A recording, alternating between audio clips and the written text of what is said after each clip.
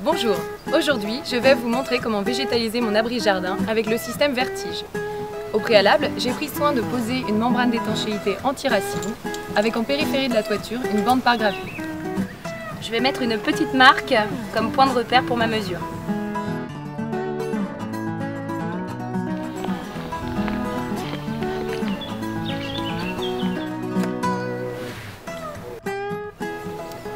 Maintenant, nous allons découper le tapis de rétention aux dimensions de la toiture.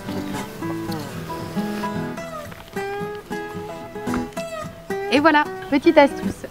Vous pouvez, pour ceux qui le souhaitent, ajouter 5 cm de terreau entre la couche de rétention et la couche d'irrigation pour mettre en place, par exemple, des plantes aromatiques pour la cuisine.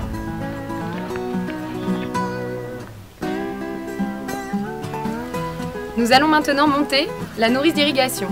Pour cela, il faut vous procurer un tube en polyéthylène de diamètre 32 mm.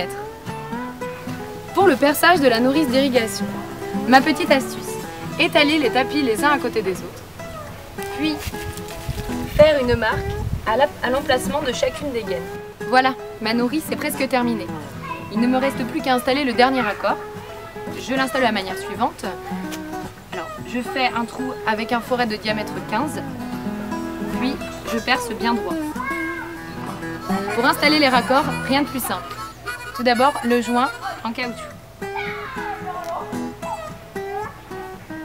Puis, le raccord vipère qui rentre en force. Les raccords de diamètre 32 se montent de la façon suivante. D'abord, la partie blanche. Ensuite, la bague. Puis, la partie noire qu'il faut enfoncer jusqu'au bout.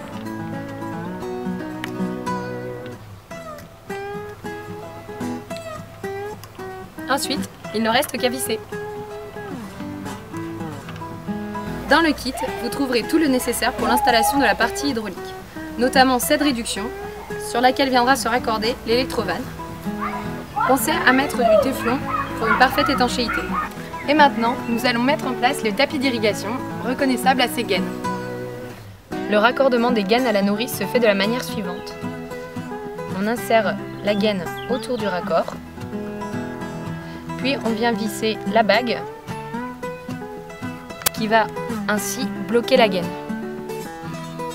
Ça y est, mes tapis d'irrigation sont raccordés à la nourrice et la mise en eau est effective.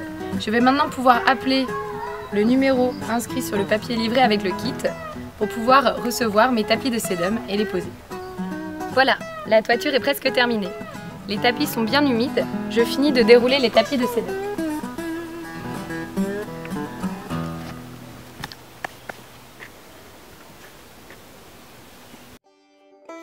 Et voilà, l'installation de ma toiture est terminée.